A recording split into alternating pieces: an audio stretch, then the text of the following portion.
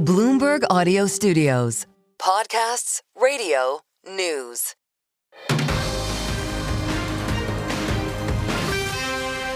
It's your Bloomberg Brief. Danny Berger here in New York. The Bank of America Investor Summit is underway in Dubai with European defense spending in sharp focus. Bloomberg's Guy Johnson has a timely conversation and a special guest to bring us. Good morning, Guy.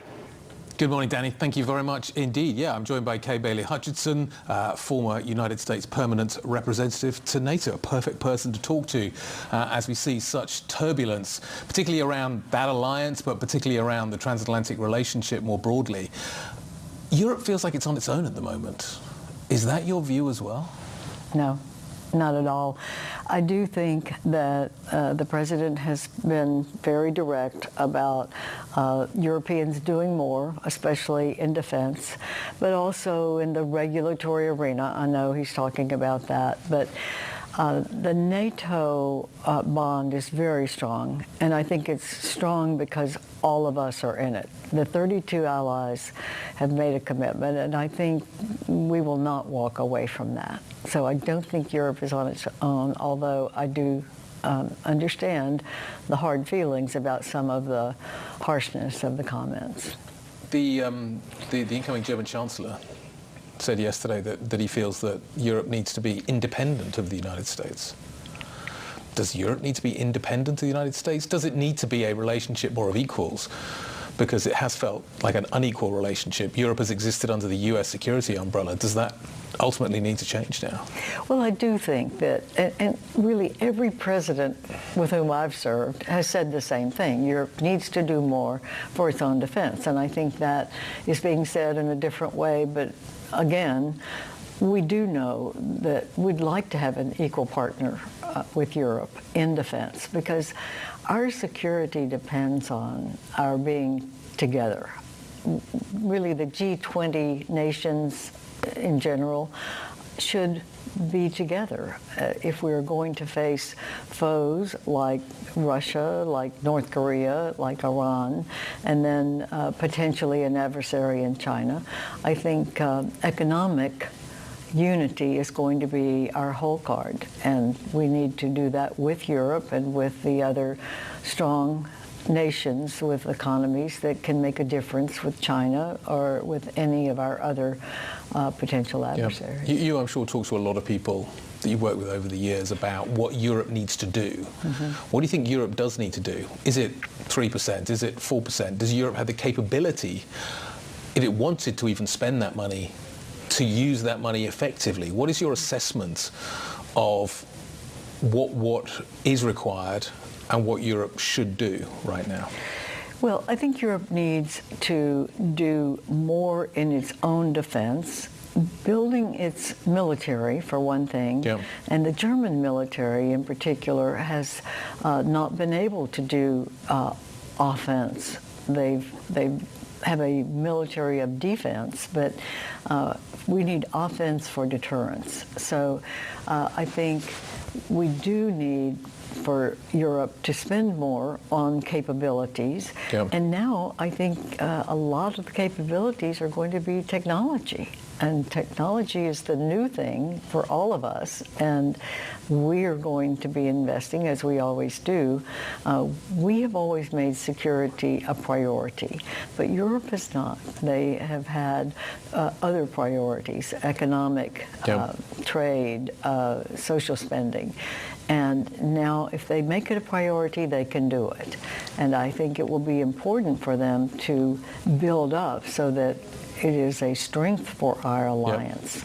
Yep. If European spending goes up, can US spending go down? Is it a zero-sum game? Is that the right way of thinking about it? No. The US will not lower our level of spending. I mean, we're talking now about cutting the budget only in places where there's waste. I mean, yes, we'll do that, but no, we're not going to go down in our efforts to make sure that America is secure.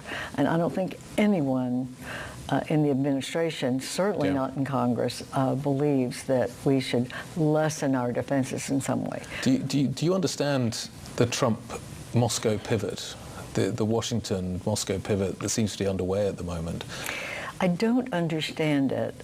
I do know that sometimes the administration will do something for effect or for some purpose that we don't see yet.